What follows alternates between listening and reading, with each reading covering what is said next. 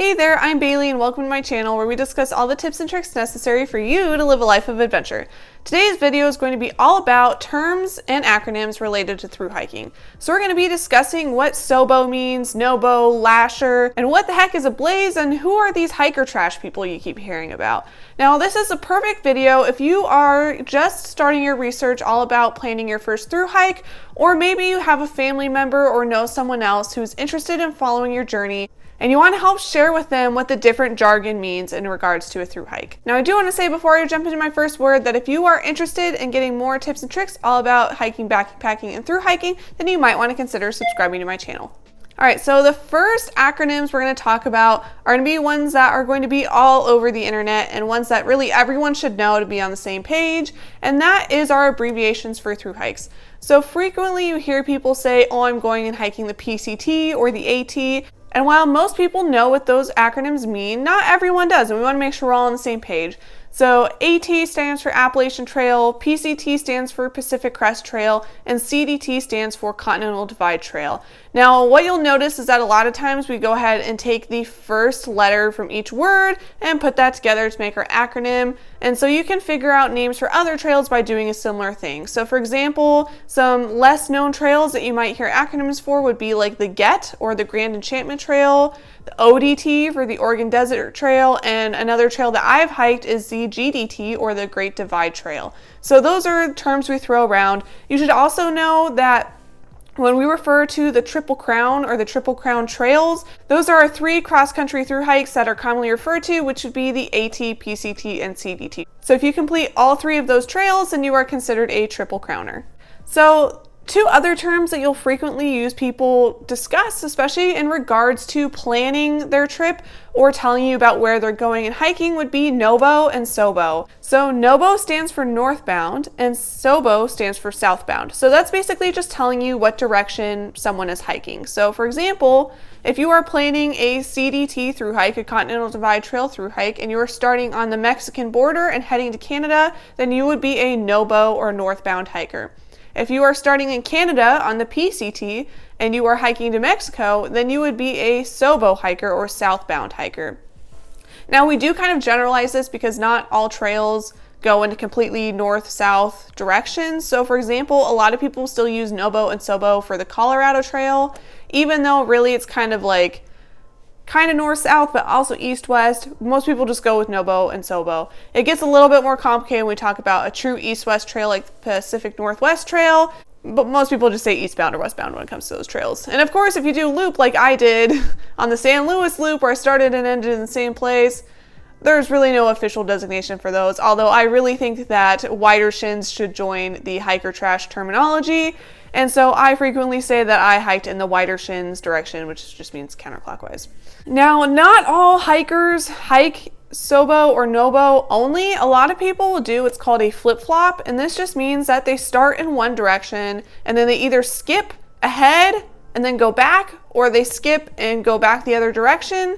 So for example, if you're doing an Appalachian Trail flip-flops, then maybe you're starting at Harper's Ferry and heading south and then flipping back and heading north, that kind of thing. It just depends on the hiker. A lot of people will do it to get around weather restrictions or hazards. So if you are hiking like the PCT or CDT and you know that you have to deal with snow in the Sierras or the San Juans, then you might flip, especially if it's a really high snow year, to get around that and then hike that section later in your hike.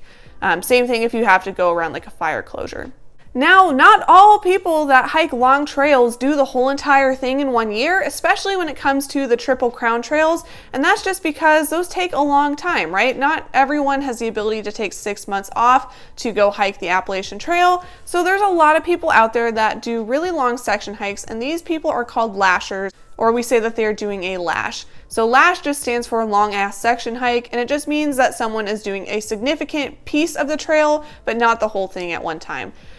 I don't think there's really an official definition of what a lash constitutes as far as mileage, but I would say anything, in the 500 mile to 1,000 mile range would definitely be a lash, because you're doing a pretty significant chunk, like a third or a quarter of that trail in 1 year, but you're not doing the whole thing. It just depends on the person, right? So for example, my really good friend Quill did a lash of the PCT. She did the Oregon section last year, and she's planning on doing 2 lashes this year of probably Northern California and Washington. So that's a really good option for people that, just have summers off if you're like a teacher or something and want to knock out these trails but can't do the whole thing at one time. Now, you've probably heard me say this term before, so to clarify, when you hear the word hiker trash, that is another word for someone that is a thru hiker and is, just part of that thru hike culture that you find on a lot of the long distance trails. So as far as I know, the word thru hiker doesn't have any one specific origin, but it has a lot of similarities to the word dirtbag in a lot of other outdoor circles. So really, it just kind of refers to someone that, is kind of stinky, they're a hiker, they're stopping in each town, doing laundry in your rain pants or a trash bag or whatever,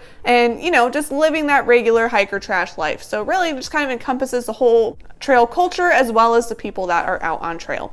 And it's something that you will hear referred to quite often. Now, there's a couple other terms that you might hear, especially if you are helping a loved one plan their thru hike and you're supporting them on trail, and that might be resupply. So a resupply is any time that you need to buy more supplies for on trail, right? Because it's impossible to carry 6 months or even 4 months, right, of food in your backpack at one time. That means that hikers need to go into town usually every 4 to 7 days, maybe longer, depending on the trail you're hiking, to buy more food or get more food from the post office if someone is mailing. So if you're mailing a resupply box, that means you're usually sending a box to the post office with all the food and everything that hiker needs. So it just kind of depends on the person. Some will buy food from grocery stores, some are supported by other people. There's plenty of options there, but that's just basically what the word resupply means, just what you would think. So along with the resupply, talking about whether or not a trail is blazed is going to tell you a lot about the kind of adventure someone's going on. So a trail that is completely blazed means that it's completely maintained, or that it has like markers everywhere for navigation. So the Appalachian Trail is a blazed trail. The Colorado Trail is a blazed trail. So is the PCT at this point. Some trails are mostly blazed, like the CDT is well marked in a lot of areas, but not others. And then there's a lot of other trails that are definitely in progress, right? So like the Great Divide Trail, which I hiked in 2019, I would not consider a blazed trail because even though there are maintained trails, a lot of them are not maintained by an organization associated with the GDT. And there are only a handful of trail markers on the trail that even say GDT. You can probably count them all on 2 hands. So, it's much more of a choose your own adventure kind of trail, which just basically means that there's more alternates, more bushwhacking, off-trail hiking, that kind of thing. All right, so did I miss any thru hiker terms that you think others need to know about? If so, let me know down in the comments. And then if you know someone who's going on a thru hike or someone who's going to be supporting a thru hiker, then definitely share this video with them using the little share button down in the corner below. So that way they know all the terms and you guys don't get confused or miscommunicate about what's going on. Now that's all I have for today. We'll see you out there and have happy trails.